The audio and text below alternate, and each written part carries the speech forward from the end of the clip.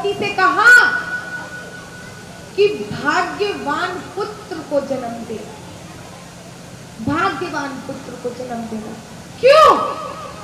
क्योंकि पांचों पांडवों के पास राजभोग था महाराज, महलों में रहते थे, लेकिन फिर भी वनवास उनको मिला। युधिष्ठिर, जिनको धर्मराज युधिष्ठिर बोला जाता था, भगवान यमराज के ही अवतार है युधिष्ठिर, फिर भी उनको वनवास मिला। भीम जो इतने पहलवान थे, लेकिन फिर भी वो वनवास गए। अर्जुन जो तीर विद्या में, धनुष विद्या में सुपर थे, एकदम बढ़िया, लेकिन उनका भी भाग्य महाराज काम नहीं करा। नकुल सहदेव तीर और बाण बनाने में महारत हासिल था उनका।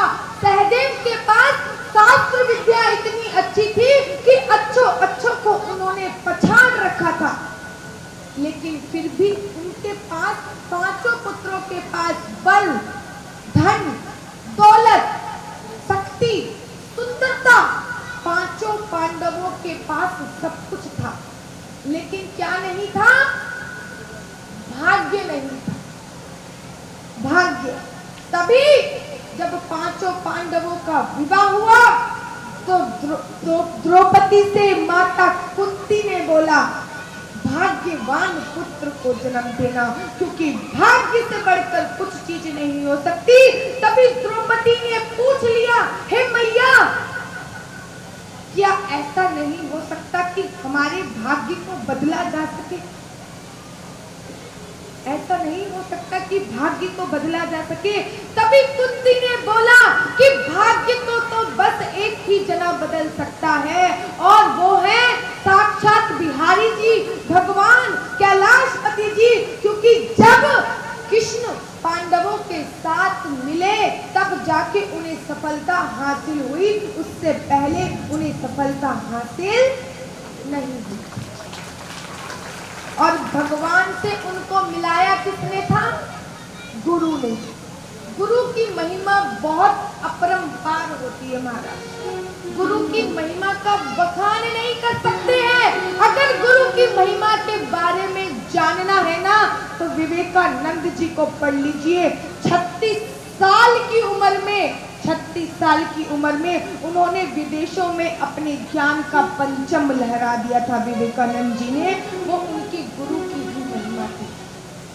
एक बार विवेकानंद जी के गुरु जो माँ काली के परम भक्त थे, माता काली ऐसा बोलते हैं कि विवेकानंद जी के जो गुरु थे राधा कृष्ण जी, उनको माता काली अपने हाथों से भोजन कराती थी, लेकिन उनको भी कैंसर हो गया। तो जो उनकी कुटिया थी उसमें मात्र विवेकानंद जी को अंदर जाने की परमिशन थी। विवेकानंद जी अंदर गए और उन्होंने अपने गुरुजी से बोला, हे गुरुदेव प्रणाम, आप मुझे ये बताइए, जब माँ काली आपको अपने हाथों से खाना खिलाती है तो आपका कैंसर दूर नहीं कर सकती क्या? कैंसर आपका दूर नहीं कर सकती? आप इतनी पीड़ा में हो, इतने दर्द में हो, इतने व्याकुल हो, मुझे बड़ा दुख होता है आपको देखकर, आप माँ काली से बोलो ना।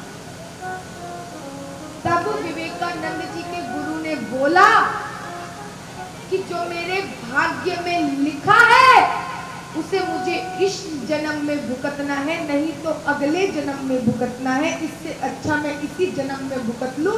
माता रानी मेरा इतना साथ देती है कि जब मैं कैंसर से पीड़ित होता हूँ, दर्द से कोहरा रहा होता हूँ, दर्द ने मुझे पकड़ रखा होता है, तो मैया मुझे अपनी गोदी में लिटाती है और अपने हाथ से प्यार से मेरे सिर पर हाथ देती है।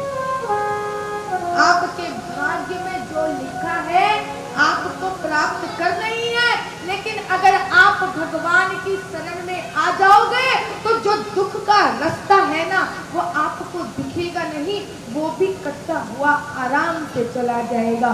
तो माता काली ने विवेकानंद जी के गुरु पे बड़ी कृपा करी है।